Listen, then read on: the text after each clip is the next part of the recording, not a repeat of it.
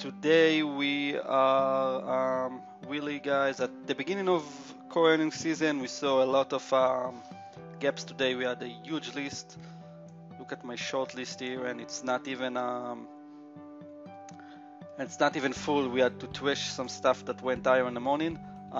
Look what interested in that. What you see here, guys, on the circle here. See that? What's in common for all those stocks that we are watching? They are all green. This is how they trade from the open, not including the gap. Okay? They all went higher from the open. Started 9:30 a.m. Almost everyone went higher today. We are a little brief on the market, what the market has been doing. We are on the 6-day straight up after we were down here. That began with that gap and go day last week. We said on our weekly recap, if you remember, that we had those 3 corrections over the year, major corrections to the downside, starting the one in May-June, and every time we hit the low, there was a 2-3 vertical rally to the upside that we see here, and we see this once again. The Q seems even stronger with new highs of the year, so we are at this area. Tomorrow option expiration, but the market don't treat shorts too good in the past those past 6-7 sessions. That's how began. The government shut down and everyone expected the deal. The deal came out yesterday. Market still can't sell off. We are just going higher. Okay, from this area we'll move the daily chart aside. We see how strong is the market. This is the SPY 15 minute. Today we kept down just a little bit to find buyers at this area, low from yesterday's. Yesterday we got a bump to the upside around 10 a.m. and the market went sideways. Today we got short to this area with the gap down, and everyone is buying. The market is going and going and going higher and not stopping, even not for a second today for now, which is about 11:30 p.m. Eastern, almost heading into lunchtime.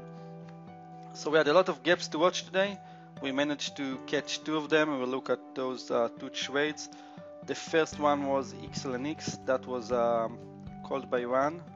Let's watch the daily first to see where this gap is coming from. This is daily chart. The gap was down in this area. Okay, we had a small pivot here, this area, but still a tier 1 gap, breaking that pivot to the downside. Top of our list. When me and Ran talk in the morning, everyone told the other that XLNX was the top of both of our list. We liked this one the best, XLNX, this morning. This is how it's trading on the 15, but the trade was on the 1 minute pause. We look, so that was the pattern. 44.90 stop was here. We did want it to jump once again to the upside, so we didn't set the stop at this area, no point. We just started going and going. We called that setup a G2. Okay, 44.90 by 45.05. It's a 50-cent stop. We got to this area. We called for a second partial already. 50 area was the first one. 44.20 area was the second one.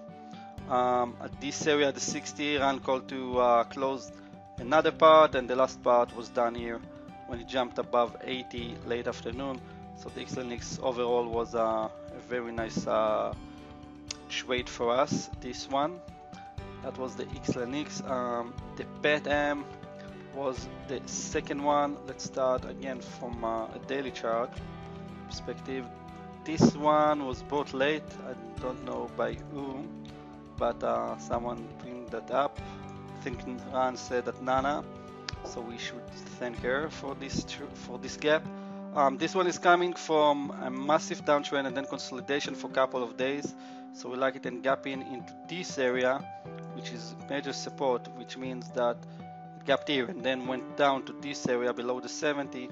We expected a run from here higher, and that's exactly what we got intraday. But we watched the 5-minute chart, so we got a momentum on the first candle that tell us nothing, and then the stock is grinding higher, where it's getting to what we call the G area. Okay, and that G area here. Oh, sorry for my line. That G area here. Okay.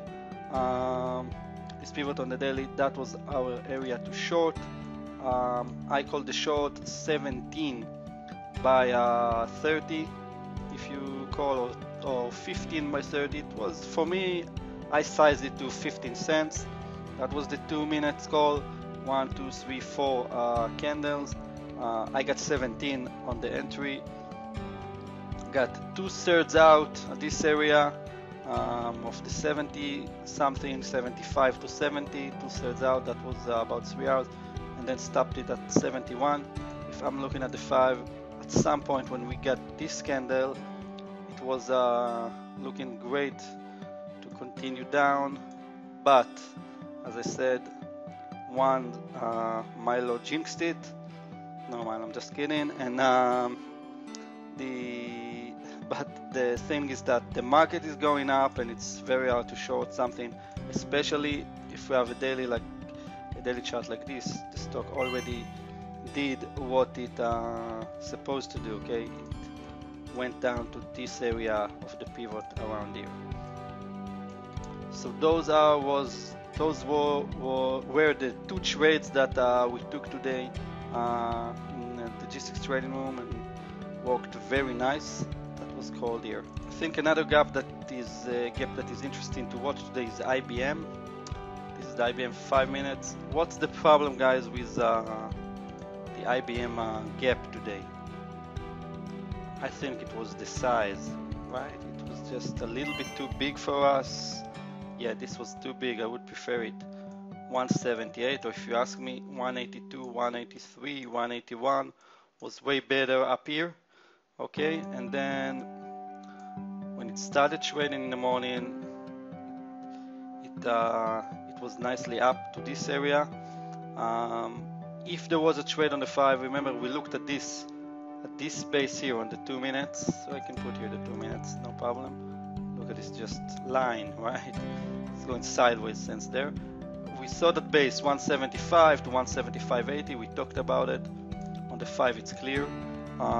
There was some pattern here. Okay, when the 80 MA touched price for this area 176.20 to 176.90. Got down again to 175.28, here to 175.30, and now coming back up. So it didn't give us almost nothing from this trade. If you got in for now, it looks on the 15, the IBM. IBM is something to look on the 15. We have a stop down at 176.25 area. If this can't get above this area, it might break that pivot later afternoon. And it will go. What it needs, guys, it needs the market for sure. As long as the market will be up, IBM is a stock market, and I like the fact that it's not going with the market. So maybe for after lunch we'll have this one. Look at the 15 of the market. We have 1, 2, 3, 4, 5, 6, 7, 8, 9 candles with no stop. Well, IBM already stopped the move, so I like it down for maybe later. Okay, exactly as we said in the morning on the pre-market recap. This is earnings season. We have the gaps. Now, it doesn't mean we made money. We need the setups that will make us money, and we need to get, and the most important stuff is to take good risk-reward decisions, okay, and areas and setups that will make sense to us to make the trades. The fact that we have 20 gaps on the list instead of outside of the earnings season like 5 to 6, it's not giving us nothing.